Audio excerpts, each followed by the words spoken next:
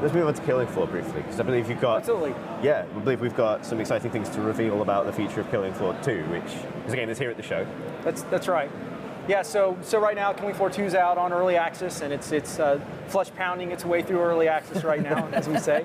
And is that the business term? Yeah, the business term, flesh pounding its way through. No context there, a bit dangerous, but yeah. Yeah. So, but we're currently working on our next big update. We have some really cool things coming down the pipe. One of the most anticipated perks in the game, which perks are like our classes in Killing Floor, is a Sharpshooter Perk. So we're cranking away on that right now. We've got 4 weapons coming for that class, and if you don't know, the Sharpshooter is all about killing monsters at a long range. Really? We've got three of the favorite weapons from the first Killing Floor returning. We've got the lever action rifle, kind of your John Wayne lever action rifle. We have the crossbow making a return. We have a semi-automatic M14 sniper rifle, pretty cool. But really, the most powerful weapon. This is a all new thing. People don't know about this yet. Is we have a Horzine technology railgun, this giant BFG-like thing that just knocks monsters dead. It's very exciting. We also have a new map called Prison. It's set in Eastern Europe, and it's kind of the backstory, at least that plays out when you see the map, is the survivors of this onslaught of the monsters have been sort of hiding in this prison, and the monsters have just broken in and torn the place apart. Right. And it's a very cool, very dark, grim setting, and some exciting new gameplay. We also did a mapping contest, because at Tripwire we have our roots in modding, and we always try to stay involved with the modding community, and we've had out of this mapping contest, some really cool maps come up. So we've got 2 new maps, Hostile Grounds and Containment Station, that came out of the mod community that we're going to add as an official community maps as part of the game. So that's really cool.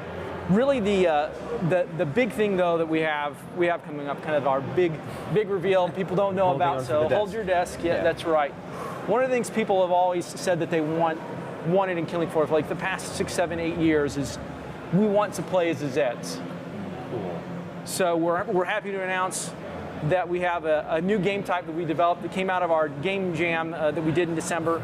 It's called Versus Survival. It's going to be humans versus the Zeds. So you're going to get to play as the Flesh Pound. You're going to fight your way through, and eventually even get to play as one of the boss characters. Play as the Patriarch or play as Hans. So it's a lot of fun. We can't wait to get into people's hands, and that stuff's coming up soon. What was the challenge of getting that to work? Because I mean, a lot of your there's a design through line right from Killing Floor 1, and the characters and the ideas and stuff.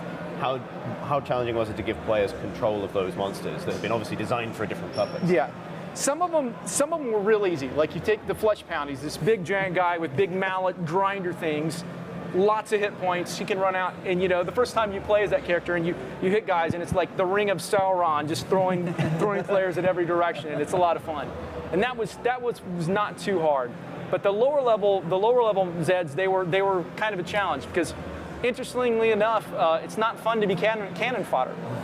So which kind of what those Zeds are designed to be. Right. So what we decided to do was to create special versions of those Zeds for the players. So the 4 low-level Zeds, they all have special abilities that the regular monsters don't have. Like one of the characters, the Slasher, he can jump 20 feet in the air. So he can get to the players pretty quick. It's really hard to hit. The Crawler, the spider-like creature, can jump 20 feet forward, and when he's killed, he puts out a poison gas that kind of disperses the human team.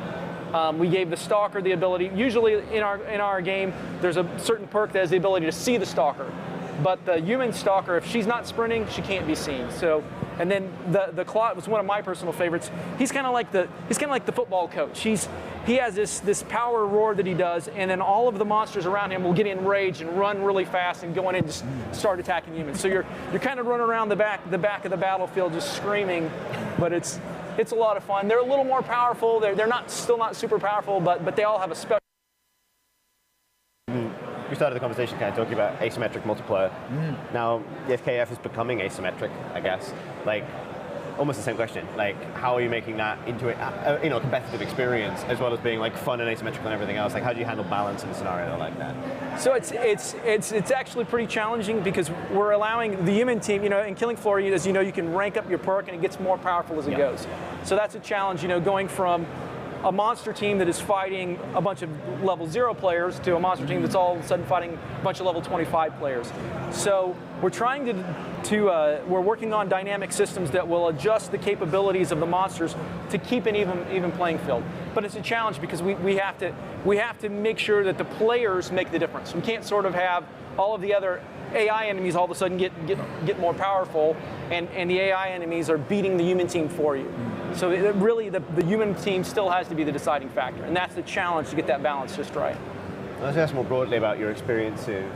I mean, presumably you've had a chance today at the event to see players come to Killing Floor for the first time, but like early access has presumably given you a lot of that. Like, how useful has that process been to you as developers? It's been very useful. We're getting a lot of feedback on what players want to see from the game, and what new features they want, or what existing features they want to see changed. And it's been really great, because in the past what we would do is we would spend a few years making a game, and then we'd put it out, and then we'd work on it for 6 months, turning it into what players wanted after we got their feedback. This time with early access, we've been able to do that from the very beginning. So that's been really good. I would have to say though, it's been a challenge as well to match the expectations of the players. They've gotten a really high expectation for how quickly we'll be able to deliver content. And so what we've worked on, we still can only make content as fast as we can, but we've started releasing incremental updates more regularly that address balance, bug fixes, and those kind of things. And I think that's really had a positive. We've really been getting a lot of good feedback from the players. They're like, yes, please do that, and do that more.